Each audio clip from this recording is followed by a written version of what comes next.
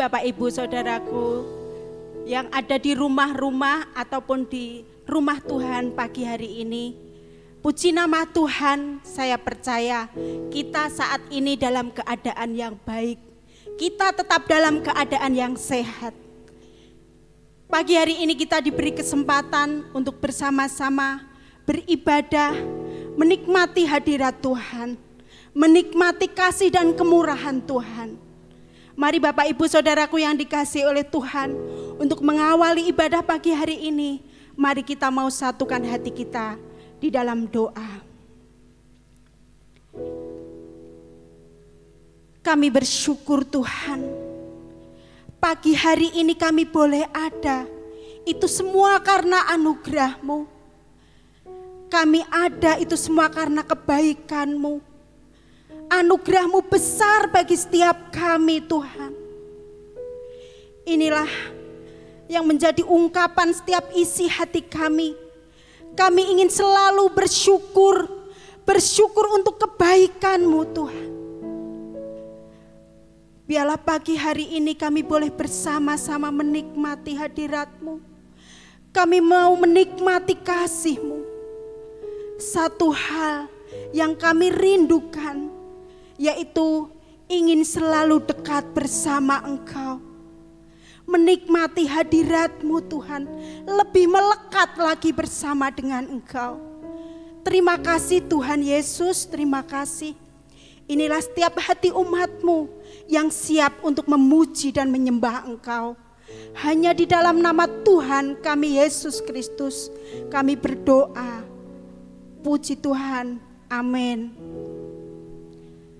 Haleluya Yesus. Yesus. Terima kasih Tuhan. Terima kasih Yesus.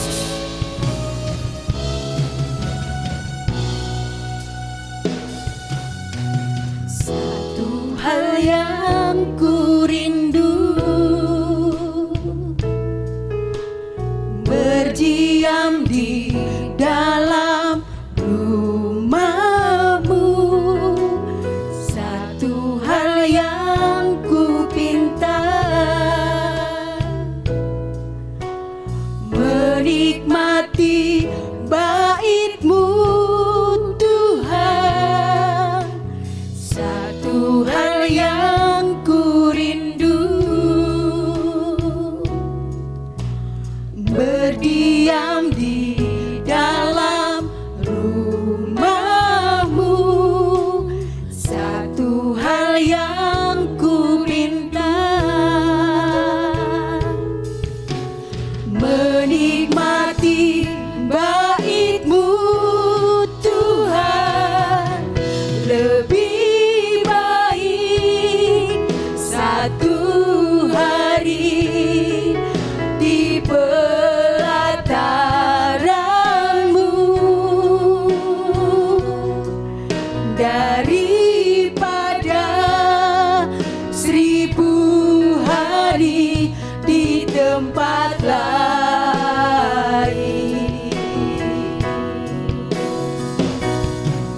Memuji-Mu, menyembah-Mu, Kau Allah yang hidup, dan menikmati semua kemurahan-Mu. Terima kasih ya Tuhan. Kami ingin selalu menikmati hadirat-Mu. Satu hal yang ku rindu, berdiam di dalam rumah-Mu. Satu hal yang ku minta, menikmati bait-Mu Tuhan.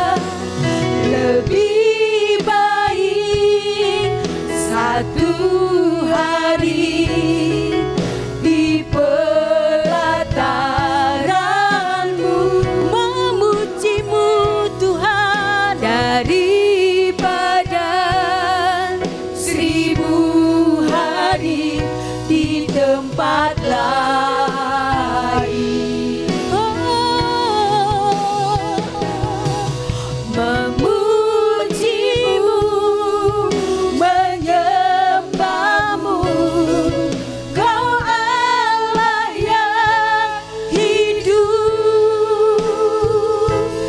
dan menikmati semua kemurahan-Mu.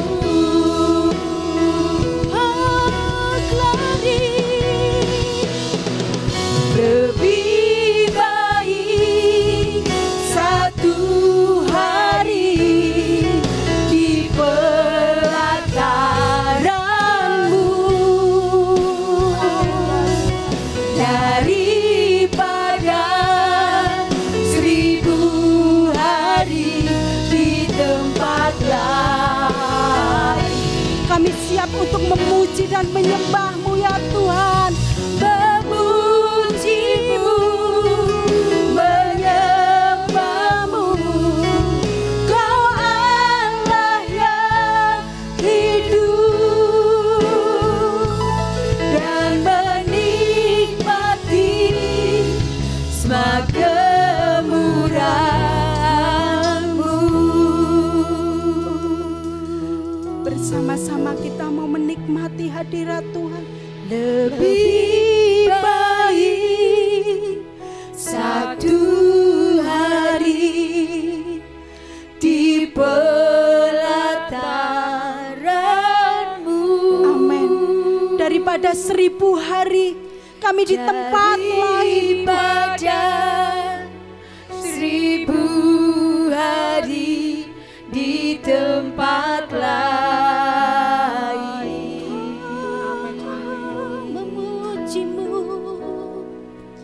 Memujimu,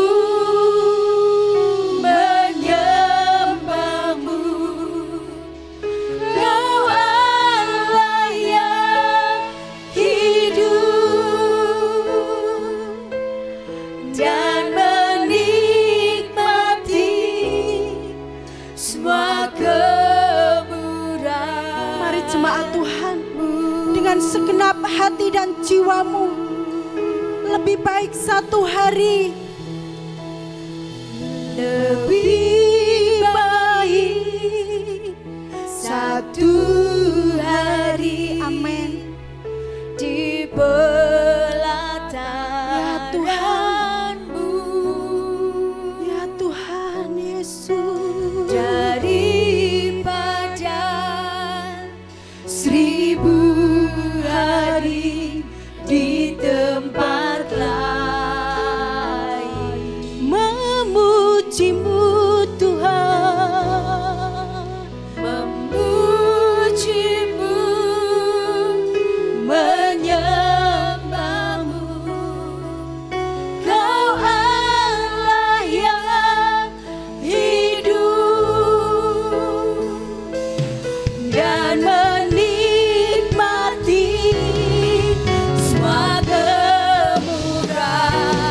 mari bersama-sama kita mau nyatakan kepada Tuhan, lebih baik, Lebih baik satu hari di pelataran-Mu daripada 1000 hari di tempat lain. haleluya.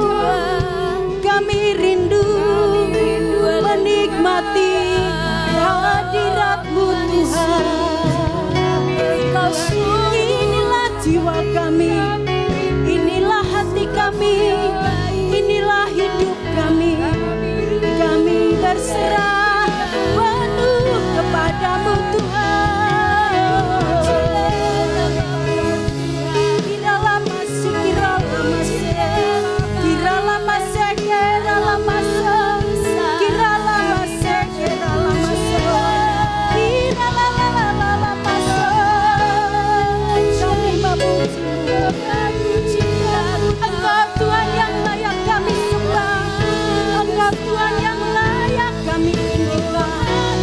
Namamu ditinggikan Tuhan.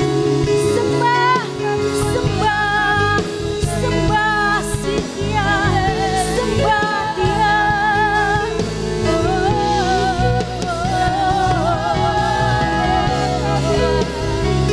Layak Engkau dipuji, layak Engkau dimuliakan. Engkau yang bertata di atas pujian kami.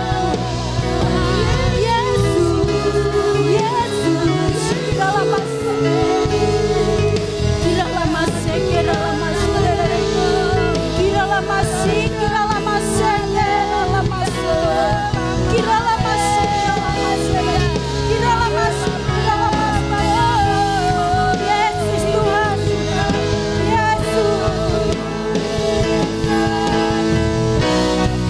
Yesus memegangku dengan tangan kananmu. Yesus memberiku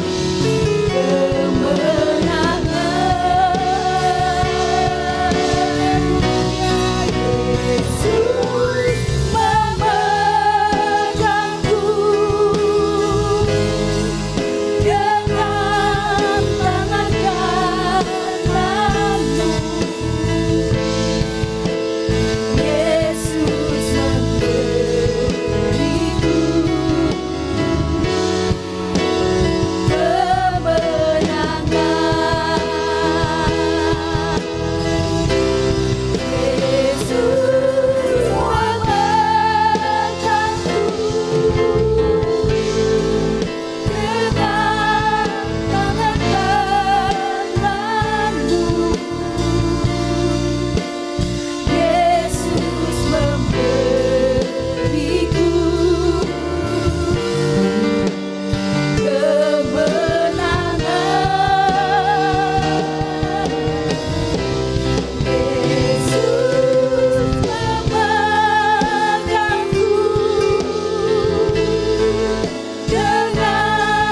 tangan kananmu. Yesus memberiku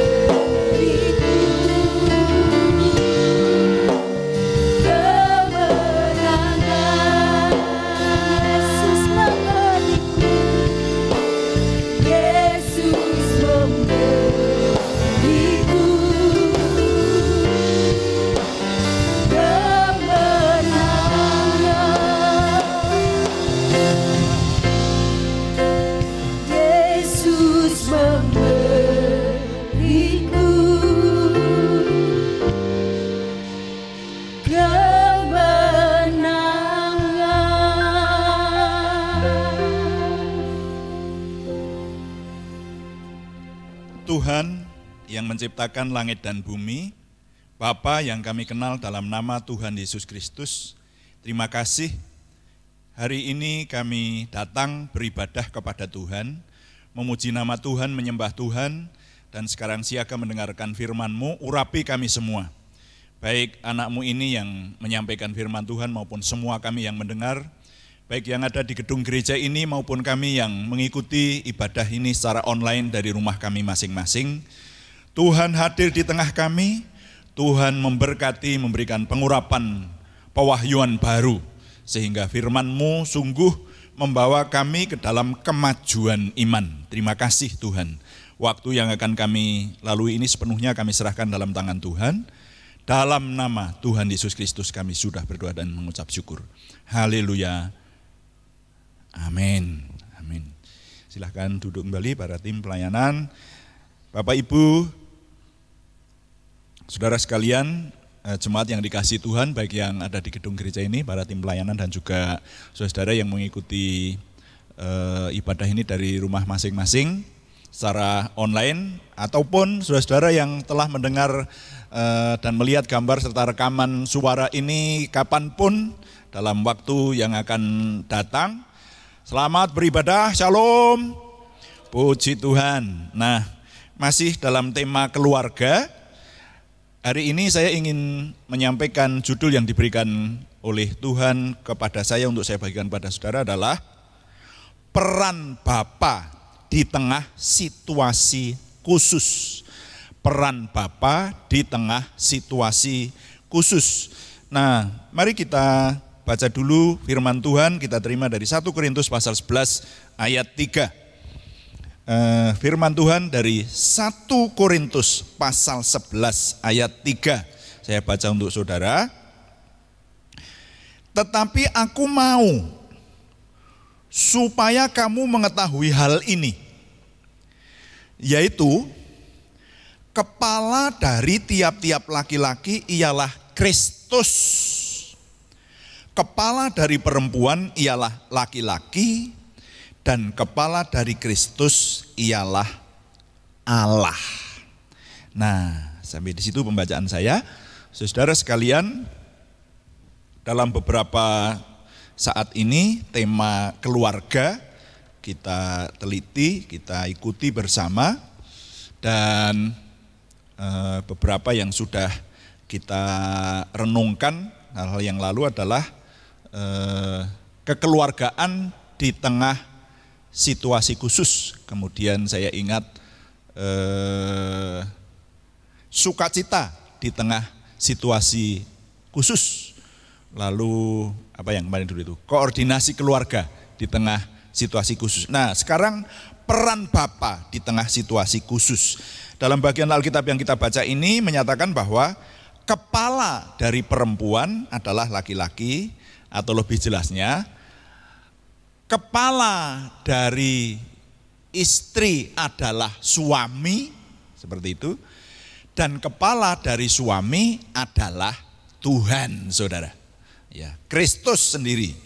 Jadi saya perjelas, kepala setiap suami adalah, atau suami atau kepala keluarga adalah Tuhan. Jadi dalam bagian ini sosok yang disebut laki-laki atau suami itu identik dengan kepala keluarga tentu saja. Atau juga disebut ayah atau bapa. Makanya judulnya tadi adalah peran Bapa pada masa situasi khusus. Nah, status Bapa ini adalah status yang kalau kita renungkan dengan sungguh-sungguh merupakan status yang luar biasa. Jadi Bapa itu status yang luar biasa, saudara-saudara. Bagi orang yang tidak pernah merenungkan mungkin tidak pernah merasakan keluar biasaannya. Tetapi sekedar mengulangi, bahkan Tuhan yang Maha Kuasa itu disebut Bapa. Ya. Dan itu firman Tuhan menekankan kepada kita bahwa status dari Tuhan itu, atau mungkin lebih tepatnya Allah yang Maha Kuasa, Tuhan yang kita sembah, yang kita kenal dalam nama Tuhan Yesus Kristus itu, firman Tuhan menekankan disebut Bapa di surga. Tidak pernah disebut om di surga atau tante di surga, tapi Bapa di surga. Jadi Bapa itu sebuah status yang luar biasa. Nah, saya ingin membagikan mulai dari yang saya rasakan aja. Saudara-saudara, ketika saya telah menjadi seorang ayah, mari para ayah yang sudah menjadi ayah, coba yang memiliki status ayah menghayati bersama saya, saudara. Saya menghayati sebagai seorang ayah atau menjadi bapa itu sesuatu yang luar biasa. Status seorang bapa itu dimulai pada awalnya adalah ketika seorang laki-laki menikah dengan seorang perempuan, kemudian menjadi suami, disebut suami. Nah, pada umumnya seorang suami kalau setelah menikah dia akan punya anak-anak, maka anak-anaknya akan lahir dari rahim istrinya, itu akan menyebutnya bapa. Nah, kelahiran anak itu merupakan keajaiban. Saya pernah membagikan di sini juga ini. Jadi anak itu adalah anugerah. Tuhan menganugerahi keluarga itu anak melalui buah dari cinta suami istri. Maka faktanya anak itu sebetulnya juga lahir dari bapak, saudara-saudara. Ibu enggak bisa melahirkan anak kalau enggak ada bapak. anak itu lahir dari bapak sebagai benih laki-laki yang nanti akan bertumbuh di rahim istri dan istri melahirkannya sebagai bayi. Jadi faktanya anak itu lahir dari bapak dan ibu. Nah, saya ketika menyadari menjadi seorang bapak, maka saya kemudian benar-benar menyadari bahwa saya memiliki keturunan, saudara. Saya memiliki anak, bagian dari tubuh saya. Tadinya dia berada di tubuh saya ini. Bagian dari hidup saya. Generasi penerus yang akan meneruskan dinasti keluarga saya, saudara. Nah, namun kemudian saya juga harus menyadari bahwa saya memiliki tanggung jawab. Yang pertama adalah mengasihi ibu dari anak-anak saya. Kemudian bertanggung jawab menghidupi ibu dari anak-anak saya itu sekaligus menghidupi anak-anak saya, melindungi mereka, membawa mereka kepada kebaikan, kenyamanan hidup, kemajuan, kekudusan, kebenaran, kepada segala hal yang baik, sampai mereka menjadi orang-orang dewasa yang akan menggantikan keluarga saya, sampai kepada keturunan mereka berikutnya. Dan sayalah bapaknya. Halo bapak-bapak yang sudah menjadi bapak. Nah, jadi judul renungan hari ini adalah peran bapa di tengah situasi khusus. Nah, semakin banyak kita memiliki anggota keluarga, akan semakin terasa betapa hak, tugas, tanggung jawab, dan peran seorang bapa itu adalah hal yang luar biasa. Lihat di kanan kiri kehidupan saudara dan saya. Ada banyak bapak-bapak yang berhasil. Tapi tidak sedikit bapak-bapak yang gagal menjadi bapak. Keluarganya mungkin masih, tapi bapak gagal menjadi bapak. Nah, ada hal penting yang harus saya nyatakan sejak awal di sini bahwa kita akan memperdalam peran bapak dalam keluarga, lalu anggota keluarga yang lain itu coba, kalau ini sejak tadi kok yang disebut hanya peran bapak saja, bagaimana dengan saudara yang lain yang menjadi anggota keluarga? Istri, anak, mertua, orang tua yang ikut di keluarga saudara, terus apa perannya? Nah, saudara, kalau berbicara mengenai peran bapak, itu yang lain juga berperan, saudara. Bapak akan berperan sebagai seorang bapak yang nanti di bawah saya ingin menjelaskan apa itu peran bapak itu. Tetapi anggota keluarga juga berperan mendudukkan seorang bapak sebagai bapak di keluarganya. Mari nanti saya ingin memperjelas di bawah. Jadi saudara-saudara yang menjadi anggota keluarga, halo, juga dengarkan renungan ini. Ini saudara punya tugas. Nah, di lingkungan iman Kristiani dikenal ada sebuah prinsip yang disebut Bapa sepanjang kehidupan. Ini sebuah pengajaran atau prinsip, saudara. Saya ingin membagikan mungkin garis besarnya gitu ya. Prinsip rohani yang disebut Bapa sepanjang kehidupan. Nah, ini cukup banyak yang harus dipelajari, semuanya bersumber dari kitab suci. Kali ini kita akan lihat garis besarnya, yaitu peran seorang bapa. Kemudian diaplikasikan dengan kondisi kita pada situasi khusus seperti sekarang ini. Nah, peran seorang bapa ternyata dibagi dalam 7 poin. Ya, kalau itu menurut prinsip bapa sepanjang kehidupan. 7 poin itu adalah bapa sebagai lover, bapa sebagai source, bapa sebagai hero, bapa sebagai coach, bapa sebagai mentor, bapa sebagai intercessor, dan bapa sebagai wise leader. Wah, ini bahasa Inggris semua, tapi nanti ke bawah saya ingin jelaskan dengan bahasa yang mudah dimengerti. Nah, sekarang bagaimana dengan peran bapa di tengah keluarga, di tengah-tengah situasi khusus ini? Berangkat dari prinsip bapa sepanjang kehidupan itu, nah tetap peran bapa ada 7 tadi, hanya kali ini saya ingin meringkas menjadi 2 saja. Ya, yaitu bapa sebagai source atau sumber, dan bapa sebagai leader atau pemimpin. Ya, jadi 2 saja ya, nanti akan menyangkut semua, tapi saya singkat menjadi 2 saja. Mari kita lihat, bagian pertama, bapa sebagai sumber. Father is source. Bapa sebagai sumber akan meliputi, jadi kalau dia sebagai sumber yang 7 itu nanti akan meliputi, dia harus menjadi lover, penyayang, hero, pahlawan, dan intercesor, pendoa. Coba kita lihat. Sumber itu asal dari segala sesuatu. Bapa itu menjadi sumber. Sumber itu asal segala sesuatu. Ya. Kalau ada kita menikmati air yang ada di rumah itu ada sumbernya itu. Nah, sumbernya di mana? Ya, nah itu katakanlah kalau sumbernya itu dari Kedung Ombo, Jawa Tengah, ya sumbernya dari sana, asalnya dari sana gitu loh. Nah Bapa itu sumber, seperti itu, mirip seperti itu keteladanannya.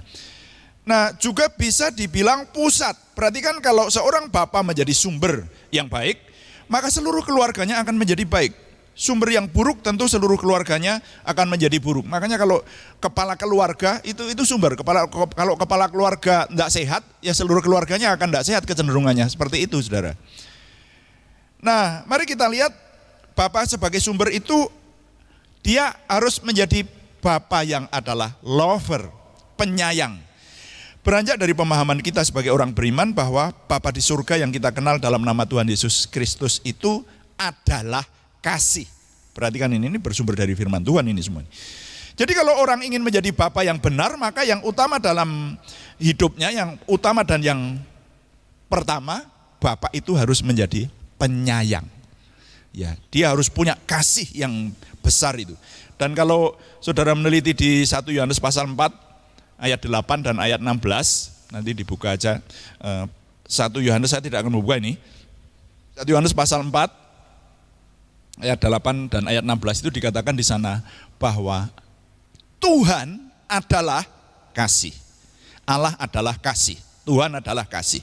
Jadi kalau Bapa ingin menjadi lover, menjadi penyayang, itu dia harus, sebagai orang beriman kita harus melekat kepada Bapa di surga. Karena dia adalah kasih. Bukan dia bersifat kasih, dia adalah kasih. Jadi Tuhan itu kasih itu sendiri. Kalau pengen menularkan kasih menjadi lover, menjadi penyayang, ya mari melekat kepada kasih itu sendiri. Yang poin bisa disebut bagian pertama, poin pertama tadi ya. Bagian pertama, poin kedua disebut bahwa Bapa itu kalau ingin menjadi sumber yang baik, dia juga harus menjadi hero, menjadi pahlawan. Bapa adalah hero atau pahlawan. Jika direnungkan secara sungguh-sungguh, maka sudah pasti kalau menjadi bapa yang benar itu, maka ia akan menjadi pahlawan bagi keluarganya dalam segala sesuatu, saudara. Mengapa bisa begitu?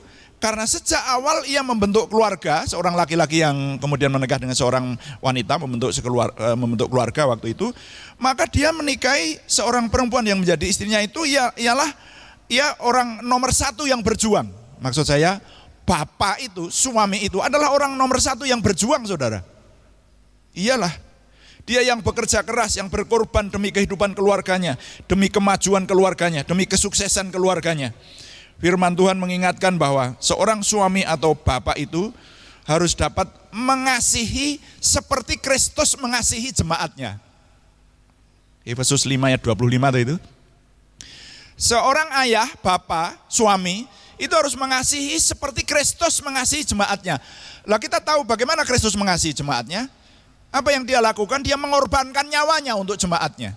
Jadi seorang bapa itu mesti berani berkorban untuk keluarganya. Halo, bapak-bapak. Ya. Seorang bapa harus berani berkorban buat keluarganya. Maka otomatis ya dia akan menjadi hero buat keluarganya. Ya.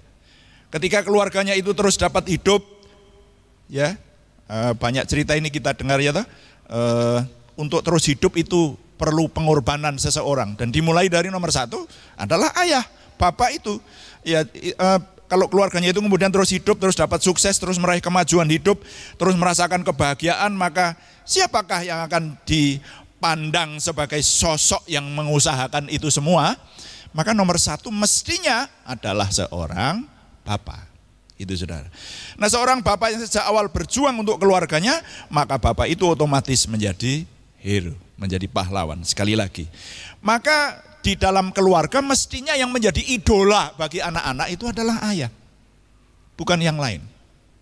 Siapapun mereka, bintang film, tokoh pewayangan atau siapapun, bukan, hero-nya harusnya bapak di dalam keluarga itu. Nah, makanya saya katakan menjadi bapak itu bukan tugas yang mudah. Nah, tentu saja perjuangan itu tidak dapat dipisahkan dengan bantuan istrinya, bantuan istri dari suami atau dari bapak itu, saudara ya. Sebagai orang yang satu daging dengan dia.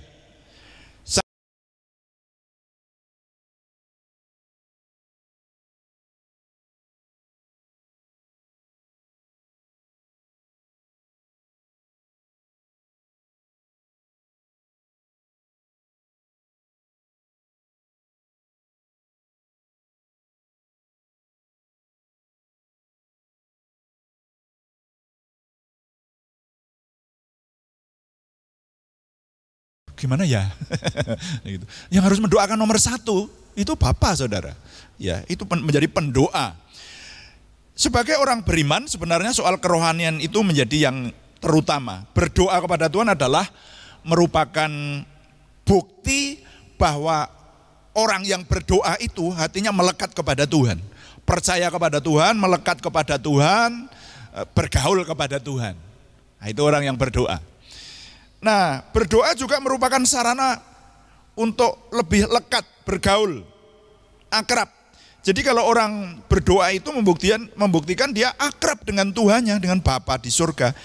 Maka sering diistilahkan bahwa suami atau Bapa adalah imam bagi keluarganya, saudara.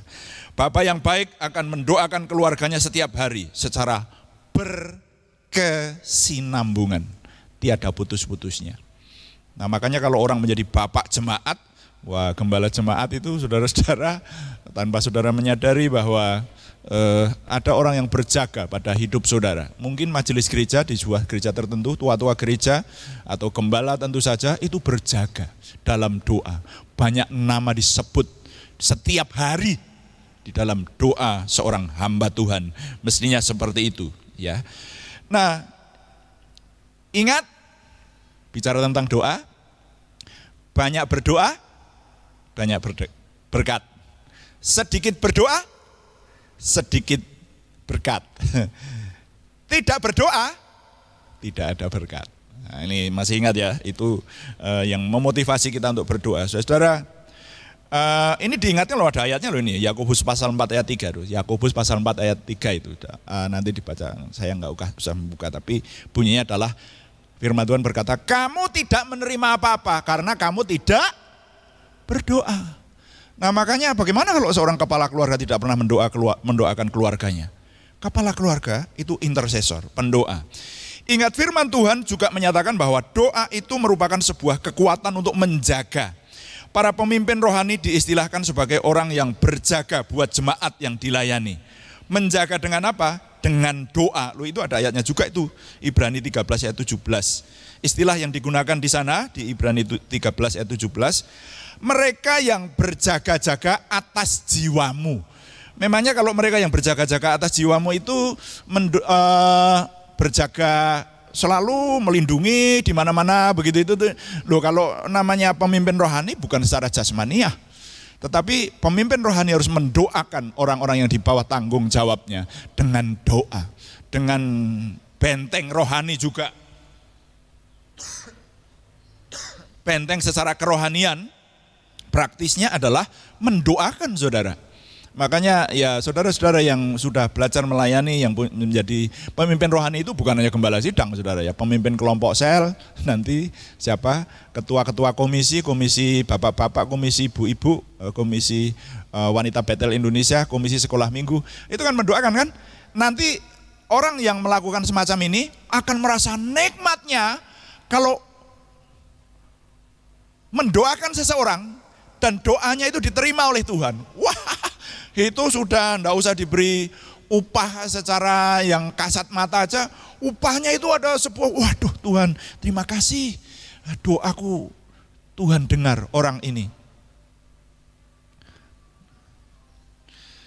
Wah, saya kalau cerita semacam ini seringkali rada emosional, saudara. Bulan ini kan, wah, saya diberitahu ada seseorang yang, ya karena ini direkam saya nggak usah nyebut nama ya. Ada seseorang yang kesadarannya tinggal 4. Waduh, saya ketika mendengar seperti itu, aduh Tuhan. Saya berdoa kepada Tuhan dan sambil berjalan pulang ke kota ini di mana saya tinggal, Saya berdoa terus. Makanya ketika di tengah jalan dikatakan, oh sekarang mau operasi kok. Wah, saya ayam saudara. Kenapa? Nah kalau operasi pasti kesadarannya meningkat. Lebih besar lagi daripada 4. Wah, ada harapan di sini. Berarti, waduh terima kasih Tuhan. Doa kami diterima. Saya yakin pada waktu itu saudara tahu apa yang saya maksud ya. Sekali lagi karena ini direkam. Ini nanti kalau didengarkan bertahun-tahun kemudian. Tapi ini juga boleh menjadi kesaksian. Dalam minggu ini tim karena itu di-share di grup prayer warrior, pasukan doa, pasti bukan hanya saya, tapi ada banyak orang yang berdoa, Tuhan, jangan 4 jangan kurang lagi ditambah Tuhan. Dan sekarang sudah melampaui bedah otak dan sudah pulang ke rumah, tinggal menunggu kesembuhan. Wah, ini sesuatu yang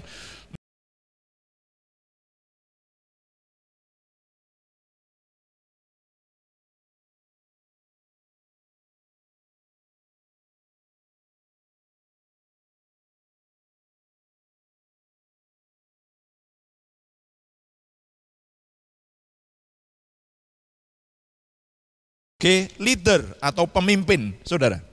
Father is leader. Nah, kalau Bapak sebagai leader atau pemimpin itu meliputi wise leader, pemimpin yang bijaksana, coach atau pelatih, dan mentor atau pembina. Laki-laki kalau sudah menjadi suami, ia akan menjadi kepala keluarga. Ia dengan sendirinya adalah seorang pemimpin. Nah, mari kita lihat. Bagian 2, poin yang pertama, pemimpin yang bijaksana, wise leader. Saudara menjadi pemimpin itu sebenarnya hampir semua orang bisa. Buktinya sekarang kita banyak melihat ada banyak pemimpin, tapi juga banyak pemimpin yang sekali lagi ada pemimpin-pemimpin yang tidak berkualitas sebagai pemimpin. Nah, buktinya akhirnya dipenjara karena korupsi dan itu kan sebetulnya bukan tidak kualitas pemimpin kalau seperti itu. Loh, serius saya berkata, pemimpin yang sebenarnya apalagi kalau berbicara masalah bapak dalam keluarga, tidak boleh dong sampai bapaknya dipenjara. Nah kalau bapaknya di penjara ya bubar keluarganya. Nah itu toh. Nah ini yang namanya pemimpin ini dari yang paling besar sampai yang berskala kecil kita bisa melihat sekarang. Sebetulnya jadi pemimpin itu semua orang bisa ditunjuk menjadi pemimpin. Ditunjuk atau mendapatkan yang kenaikan pangkat menjadi pemimpin. Tapi kalau menjadi pemimpin yang bijaksana tidak semua orang bisa. Halo. Ya. Dalam pembahasan kita hari ini, Bapak yang adalah pemimpin itu harus menjadi pemimpin yang bijaksana, wise leader. Bijaksana itu bukan bijak sini, saudara ya. Kalau bijaksana ada bijak sini ya sana rugi, sini yang untung, itu ya bijaksana tapi untuk sana bijak sini. Nah, saya mengartikan pemimpin bijaksana itu adalah ini saya tadi menyusun sebuah kalimat bunyinya kira-kira beginilah. Wise leader adalah, pemimpin yang bijaksana adalah pemimpin yang dapat membawa yang dipimpin mencapai sasaran yang dituju dan menjaga semuanya dalam damai sejahtera. Itu pemimpin yang bijaksana. Jadi pemimpin itu kadang-kadang harus memaksakan kehendak. Iya dong, namanya pemimpin kok. Pemimpin itu kadang-kadang, tidak selalu, tapi kadang-kadang tidak cocok dengan yang dipimpin pendapatnya. Harus memaksakan kehendak. Yang buat keputusan siapa? Pemimpin. Tidak semua usulan atau kehendak dari anggota yang dipimpin itu harus dituruti. Kalau semua anggota harus dituruti, maka pemimpin itu menjadi pemimpin yang tidak punya prinsip kepemimpinan. Ya toh? Nanti bisa ditekuk, diatur ke sana kemari, pada akhirnya dia tidak bisa menjadi pemimpin yang baik. Pemimpin harus punya prinsip. Tapi pemimpin yang bijaksana itu menerapkan prinsipnya itu. Nah itu tujuannya tercapai, tapi semua orang bisa menerima dengan sejahtera. Wow, itu sangat tidak mudah, sangat tidak mudah. Dalam keluarga juga sangat tidak mudah. Ya, pemimpin yang bijaksana mampu mencari terobosan sehingga sasaran dicapai, tetapi semuanya dapat menerima dengan damai sejahtera. Ini sangat tidak mudah, saudara. Ya, maka Bapak yang bijaksana harus mengandalkan Tuhan. Kepala dari laki-laki adalah Kristus, ingat itu ya. Nah jadi ini pemimpin yang bijaksana. Saya tidak akan menjelaskan banyak, ini kalau dijelaskan ini bukan khotbah kepemimpinan ini ya, bukan seminar kepemimpinan. Ini soal kepemimpinan itu kalau dijabarkan ada banyak banget itu ya. Ya, jadi ya itulah mari kita belajar bapak-bapak menjadi pemimpin yang bijaksana. Lalu yang berikutnya masih di bagian 2 ini, pemimpin juga harus menjadi coach atau pelatih. Pelatih itu kerjanya sungguh-sungguh berat, saudara. Sungguh-sungguh berat kenapa? Ya, sekali lagi, sungguh-sungguh berat. Pelatih itu harus menjadi seorang ahli dulu baru dapat menjadi contoh toh. Dia harus ahli di bidang yang akan dilatihkan itu, baru dia dapat mengajari orang lain. Nah, pelatih itu dituntut menjadi percontohan, menjadi orang yang dapat memberikan keteladanan. Pelatih adalah orang yang kuat, orang sabar, orang cerdas, orang yang mampu memimpin, orang yang ulet, orang yang mampu mencetak orang lain menjadi seperti yang diinginkan. Saudara-saudara, seorang bapak minimal harus menjadi pelatih kehidupan dalam keluarganya. Maka ia semestinya sudah berhasil hidup dengan baik lebih dulu. Saya sering memberikan contoh. Untuk melatih anak-anak saya supaya, ini sudah berkali-kali nih saya ceritakan. Namanya mengajari itu bukan hanya perintah, tapi melatih. Supaya punya prinsip suka menggosok gigi. Saudara, sampai usia saya lebih dari setengah abad, gigi saya belum ada yang tanggal oleh anugerah Tuhan. Ya, ketika sudah lebih setengah abad ini ada yang tanggal karena kecelakaan. Jadi kalau nggak kecelakaan nggak akan rusak dan potol itu enggak, karena apa? Oleh anugerah Tuhan rajin sikat gigi. Tapi untuk mengajarkan kepada anak-anak saya, wah, itu perlu keuletan, perlu ketelatenan, perlu kasih, perlu ya perlu memberi contoh seperti itu. Bukan hanya diperintah jangan lupa sikat gigi loh. Kalau hanya begitu enggak akan jalan. Tapi pelatih itu ya ayo sikat gigi. Kadang-kadang waktu masih kecil itu disuruh sikat gigi sambil nangis, nggak mau pegang sikat, terus kita mau pegang sikat dipegangan tangannya gini loh, digosok-gosokkan pada giginya si anak walaupun sambil nangis, ya besok diulangi lagi sampai dia nggak nangis, ya toh, sampai pada akhirnya mau sikat gigi sendiri itu aja sering lupa, harus diingatkan berhari-hari harus, ayo sikat gigi. Sekarang setelah dewasa baru mereka berterima kasih kepada kita karena giginya utuh, ya toh. Coba kalau kita tidak menjadi pelatih yang baik, ya sudah, banyak orang yang masih muda sudah tidak punya gigi, loh itu saudara bisa melihat di kiri kanan hidup kita toh. Nah, pelatih itu diistilahkan dalam Alkitab, ini ada ayatnya nih, 1 Timotius 3 ayat 2. 1 Timotius pasal 3 ayat 2 itu dikatakan istilah Alkitab adalah orang yang cakap mengajar orang. Jadi bapak yang menjadi pelatih itu Alkitab memakai istilah bapak harus menjadi orang yang cakap mengajar orang. Wow, luar biasa. Nah, yang paling akhir di bagian 2 ini menjadi mentor, diterjemahkan dalam bahasa Indonesia pembina. Bapak sebagai mentor adalah pembina, orang yang dengan kekuatan, ketelatenan, dengan kesabaran yang terbeban, yang dengan terus-menerus mengarahkan kepada yang dibinanya itu, kepada sasaran yang dituju. Ya, dalam contoh tadi sasaran yang dituju adalah keutuhan gigi si anak, itu dimentor, saudara, dimentor. Pembina itu pada umumnya seorang senior yang memang memiliki kekuatan untuk mendampingi dan mengarahkan para binaannya. Makanya saya suka kalau puji Tuhan, punya anak-anak rohani, anak sendiri punya, anak kandung punya, tapi punya banyak anak rohani itu nikmat. Ya, walaupun kadang-kadang pada awalnya itu jengkel juga, membina mereka itu enggak mudah, saudara. Ya, keluarga saya banyak tahu kalau saya sudah di rumah uring-uringan, bocah piye to iki. Tapi kalau ada anak yang mau mendekat, mau membapak itu, wah itu enak, tinggal mengarahkan aja menjadi orang baik. Kan itulah fungsi pembina, saudara. Jadi pembina itu mengarahkan. Mentor itu adalah orang yang sudah mampu melakukan sesuatu dan dapat memberi contoh, melakukan bersama binaannya. Gitu. Dan ia tidak bosan-bosan mendorong agar orang yang dibinanya maju terus, hingga berhasil, hingga sukses, saudara-saudara. Kepala keluarga yang baik itu disegani oleh anak-anaknya. Ada ayatnya tuh, 1 Timotius 3 ayat 4. Makanya kepala keluarga yang menjadi mentor yang baik, pasti anak betapapun, ya kadang-kadang kalau anak sedang jengkel ya bisa gitu, nggak ingat ya silahkan aja. Tapi prinsipnya secara keseluruhan, orang yang dibina itu akan ingat, kalau tidak ada orang itu, aku tidak bisa menjadi orang seperti ini. Nah itulah mentor, saudara. Pada akhir renungan kita ini, mari kita ingat sekali lagi bahwa yang harus menghayati peran seorang bapak ini, bukan hanya bapak itu sendiri. Saya ulangi ya. Yang harus menghayati peran seorang bapak itu bukan hanya bapak itu sendiri dalam keluarga ini, saudara-saudara.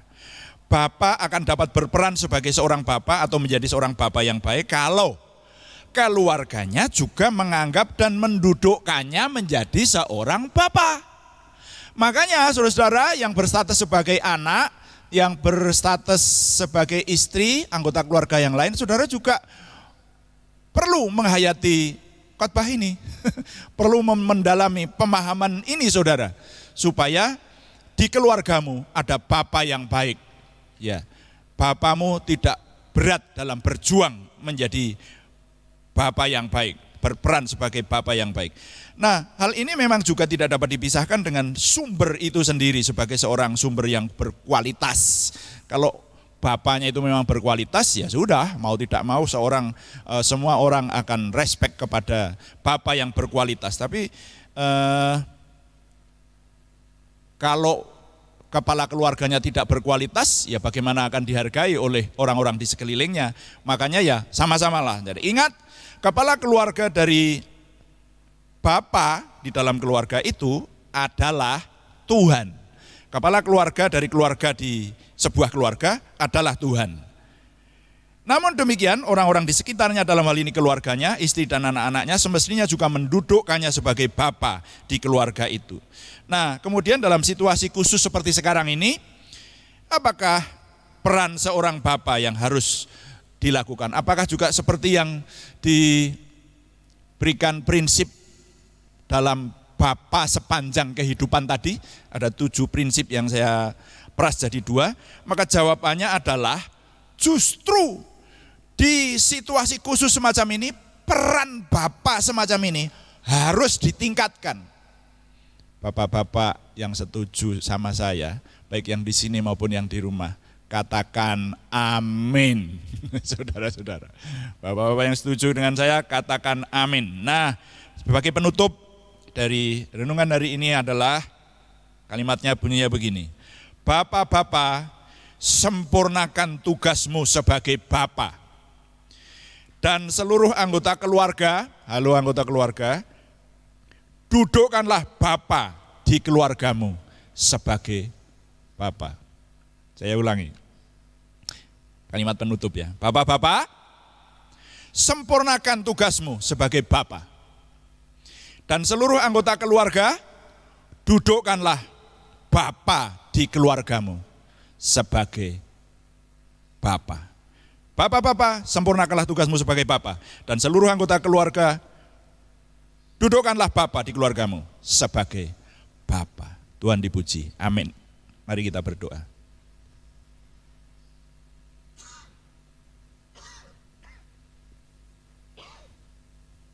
Bersaat teduh. Semua mari kita berdiam diri dalam saat teduh. Saat teduh, saat teduh. Berdiam diri dalam saat teduh. Berdiam diri. Tutup mata, walaupun yang di rumah juga. Tutup mata. Saat teduh, saat teduh. Berdiam diri, merenungkan Tuhan berbicara apa hari ini kepada kita. Saudara, tema kita sedang tema keluarga. Dan sekarang kita sedang menghadapi situasi khusus. Apakah peran Bapa dalam situasi khusus semacam ini? Mari kita renungkan. Firman Tuhan berkata bahwa kepala dari istri adalah suami. Dan kepala suami adalah Kristus. Kepala dari setiap bapa adalah Kristus. Kepala keluarga adalah suami atau bapak itu. Itu yang menjadi kepala dari istri dan anak-anaknya. Tapi kepala dari bapak itu adalah Kristus, adalah Tuhan sendiri. Karena itu bapak-bapak, mari mohon kekuatan kepada Tuhan. Ada 7 hal yang saya ringkas tadi, menjadi bapak yang baik itu. Kalau saudara pagi hari ini, saudara hari ini merasa gagal sebagai bapak, saudara jangan kecil hati. Serius saya berkata. Ayo berdiri bersama dengan saya. Walaupun yang di rumah, mari kita berdiri di hadapan Tuhan. Akui, saya gagal sebagai bapak yang baik Tuhan. Saya kadang-kadang juga merasa semacam itu.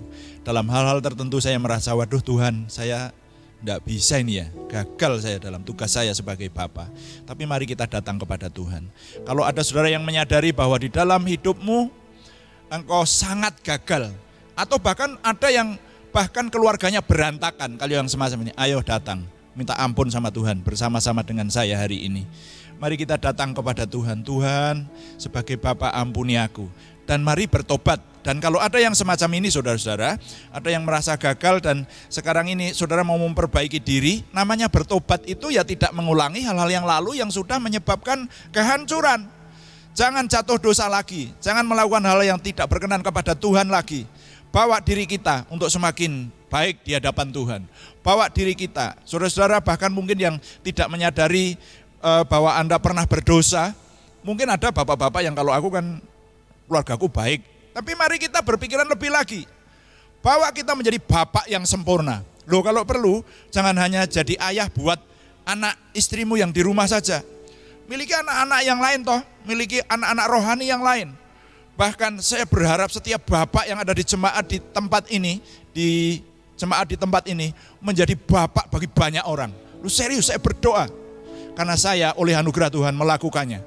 Banyak orang didatangkan kepada saya oleh Tuhan. Saya dibawa kepada orang untuk membapai mereka. Dan banyak dari mereka membapak kepada saya. Wow, itu nikmat saudara, nikmat. Tapi mari kita belajar mulai dari keluarga kita. Dengan rendah hati datang kepada Tuhan.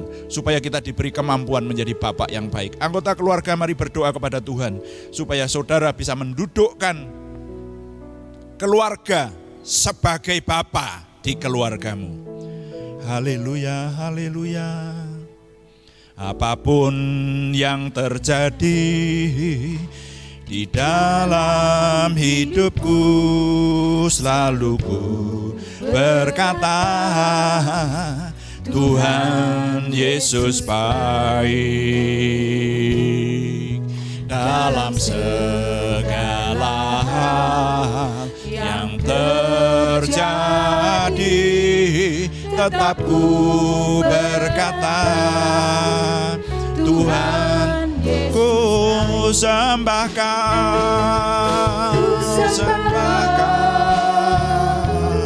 ku sembahkan. Tak dapat ku membalas kasih-Mu. Ku sembahkan, ku sembah Kau Bapa. Ku rindu selalu menyenangkan. Ku sembah Kau, ku sembah Kau, ku sembah Kau. Tak dapat ku membalas kasih-Mu. Ku sembah Kau, ku sembah Kau Bapa. Ku rindu selalu menyenangkan. Ku rindu selalu menyenangkan. Katakan ku rindu sembah Dia, ku rindu selalu menyenangkan. Bapa, hati kami menyembah Tuhan, kami menyembah Tuhan, mempersembahkan korban syukur sesuai dengan firman-Mu, ucapan bibir yang memuliakan nama-Mu Tuhan. Kami bersyukur, kami menyembah-Mu, Bahwa kami sungguh-sungguh dapat berdoa kepadamu Tuhan, bahwa diri kami selalu memuliakan Engkau Tuhan.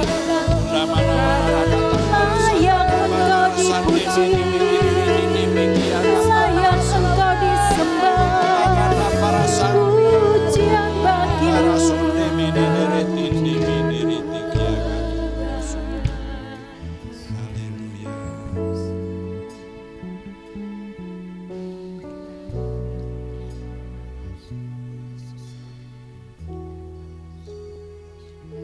Bapa, terima kasih untuk firman-Mu. Anak-Mu ini dipenuhi keterbatasan dalam menyampaikan firman. Baik keterbatasan waktu, keterbatasan tempat, keterbatasan yang lain. Tapi kami mohon Roh Kudus yang tidak terbatas itu terus menolong kami. Khususnya hari ini kami merenungkan peran Bapa. Berikan kepada kami seluruh keluarga-keluarga yang mendengar. Bahkan kapanpun gambar dan rekaman ini bisa didengar, maka Tuhan hadir dan menolong kami. Sehingga firman-Mu berbuah di dalam kami dan kami beroleh kemenangan. Terima kasih Tuhan memberkati setiap bapak di dalam keluarga menjadi bapak yang baik sesuai dengan yang firman Tuhan katakan. Dan kepada kami yang merasa gagal dalam membawa keluarga kami untuk menjadi keluarga yang baik di hadapan Tuhan, kami bahkan mungkin ada yang merasa ancur-ancuran sebagai Bapa. Oh Tuhan, ampuni kami datang kepada Tuhan sekarang ini, ampuni kami Tuhan, ampuni kami Tuhan. Ampuni kami, bersihkan hidup kami dengan darah Tuhan Yesus Kristus. Karena itulah yang dilakukan Tuhan ketika datang di dunia. Dan sekarang kami mohon Tuhan membawa kami menjadi Bapa yang baik mulai detik ini ke depan. Kami Tuhan beri kemampuan menjadi Bapa yang baik di keluarga kami masing-masing. Berikan juga kepada seluruh keluarga kami mendudukkan Bapa di tengah keluarga kami sebagai Bapa, sehingga kami memiliki keluarga yang kuat, bahkan menghadapi situasi khusus ini pun kami menang bersama dengan Tuhan, oleh pimpinan Tuhan. Terima kasih Bapa, dalam nama Tuhan Yesus Kristus. Kami sekarang mengangkat persembahan kami di hadapan Tuhan. Kami tahu bahwa persembahan adalah bagian dari ibadah. Karena itu berkati kuduskan persembahan kami. Baik yang dikumpulkan di rumah-rumah, yang ditransfer, yang ada di gedung gereja ini. Persembahan kami ini adalah bagian dari ibadah kami untuk memuliakan Tuhan. Kuduskan, berkati. Bahkan di waktu yang akan datang kami lebih lagi dapat mempersembahkan lebih lagi. Karena ketika kami mempersembahkan banyak, maka kami percaya Tuhan sudah memberkati kami. Kepada kami tiap-tiap keluarga Tuhan berkati. Sehingga kami mempersembahkan bahkan bukan hanya harta kami, tetapi pelayanan kami, pikiran kami, konsentrasi kami untuk melayani Tuhan, semuanya dapat kami persembahkan untuk kemuliaan nama Tuhan. Terima kasih Bapak, terima kasih. Kami sudah berdoa dan mengucap syukur. Dalam nama Tuhan Yesus kami berdoa, haleluya. Amin, amin. Silakan duduk kembali dulu.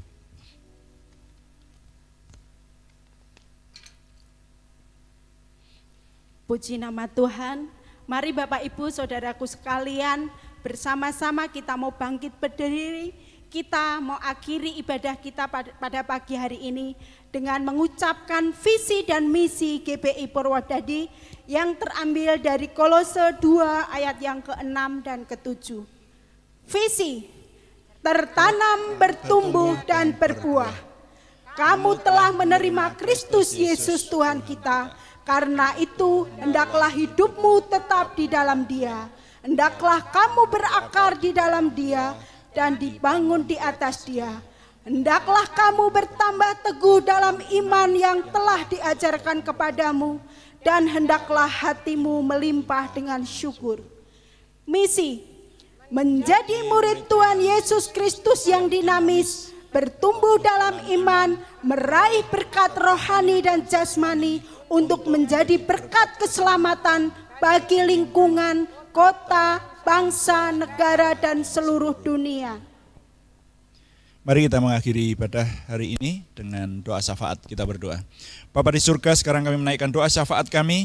Tuhan memberkati bangsa dan negara kami untuk keluar dari situasi khusus sekarang ini Tuhan.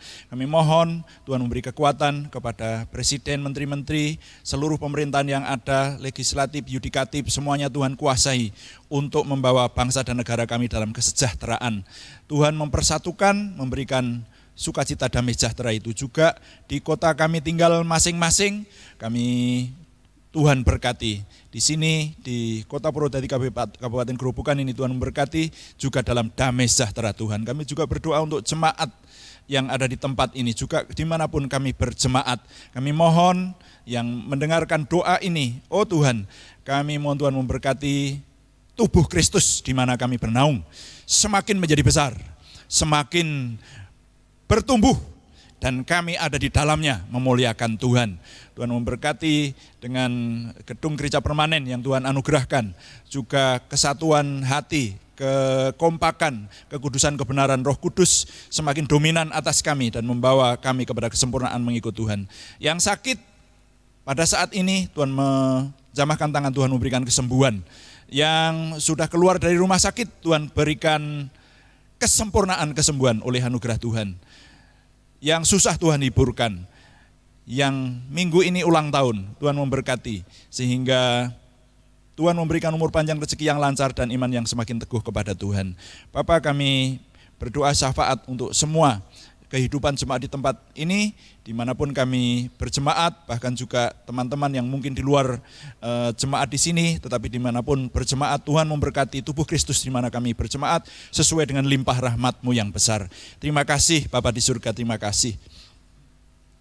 Kami mau menyelesaikan ibadah kami hari ini, tim pelayanan akan pulang ke rumah kami masing-masing, juga kami memuliakan Tuhan, kami terus mohon Tuhan yang memberkati sehingga kami boleh melanjutkan apa yang akan kami kerjakan ke depan terus dalam pimpinan dan perlindungan Tuhan.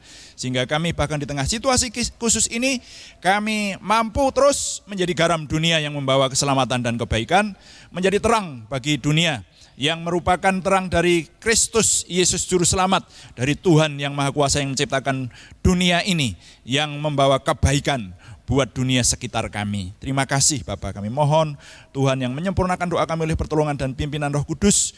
Tuhan mempertemukan kami, mari kita terima berkat dari Tuhan. Oleh karena itu, arahkan hatimu, tadahkan tanganmu, terimalah berkat Tuhan. Tuhan memberkati engkau, Tuhan memberkati hidupmu, Tuhan memberkati buah kandunganmu, Tuhan memberkati keluargamu, Tuhan memberkati sekolah kuliahmu, Tuhan memberkati pekerjaanmu, Tuhan memberkati usahamu, Tuhan memberkati usaha warung yang engkau adakan, Tuhan memberkati tokomu, Tuhan memberkati bengkelmu, Tuhan memberkati peternakanmu, Tuhan memberkati sawah ladangmu, Tuhan memberkati keahlianmu, Tuhan memberkati apapun yang dikerjakan oleh tanganmu, Tuhan memberkati daerah jajahanmu dengan berkat kelimpahan, berkat kemakmuran, berkat kekayaan, berkat kenikmatan, berkat kemudahan yang dari Tuhan. Tuhan menjagai engkau dengan kesehatan dan ketertiban dan keamanan. Tuhan memberikan kepadamu jalan keluar dari berbagai masalah yang saudara hadapi. Tuhan memberikan kepadamu terobosan baru dalam hidupmu sehingga hidupmu menjadi sukses, berhasil. Tuhan menambahkan kepadamu limpah rahmat, nikmat, sukacita, damai sejahtera dari Allah Yehuwah Bapa Surgawi, Sang Putra Mesias Juru Selamat kita, dan persekutuan dengan Roh Kudus sekarang sampai selama-lamanya. Semua berkat ini kita terima dalam nama Tuhan Yesus Kristus. Katakan bersama, amin. Hidupku menggenapi firman-Mu, tanda mujizat sertai tiap langkahku. Kau bersamaku di dalamku, jadi bukti kebesaran-Mu. Selamat hari Minggu, selamat pagi, Tuhan Yesus memberkati.